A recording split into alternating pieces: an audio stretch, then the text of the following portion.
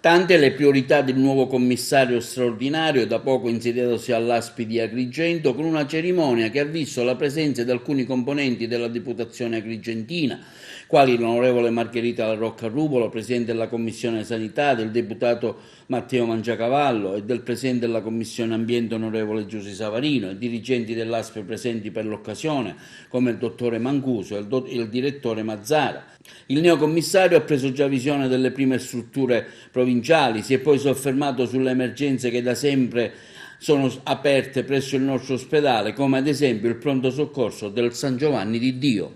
Un'emergenza è il pronto soccorso di Agrigento, non so se l'hanno già informata. Abbiamo avuto il caso della collega Guida che è morta. Tutti i pronto soccorsi sono un'emergenza, ma questa è un'emergenza perché il territorio non è organizzato. Allora, intanto interveniamo subito sul pronto soccorso per quello che si può fare, però se vogliamo risolvere il problema definitivo dobbiamo fare in modo che la zia Peppina, è una zia che io mi porto sempre dietro, non ce l'ho la zia Peppina, che è quella che sta da sola, poverina, abbia un punto dove qualcuno gli possa dire se sta bene o male, che può essere il pronto soccorso perché in questo momento non c'è niente, oppure il medico di famiglia che invece di fare 2 ore, 3 ore ne fa 8, serve un punto nel territorio che sia aperto per le zie Peppine di qui sopra. Qual è la prima cosa che farà adesso dopo aver preso comunque conoscenza del nostro territorio? Ancora non ho preso conoscenza. Vabbè, appena lo farà, la prima cosa alla quale si dedicherà su per giù, avrà un programma? Allora sì, no, il mio programma come dicevo è intervenire subito nelle accettazioni. Allora il mio percorso mentale è dove va il cittadino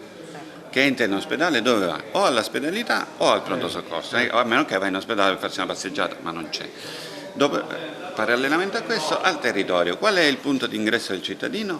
Poliambulatorio e guardia medica o continuità assistenziale.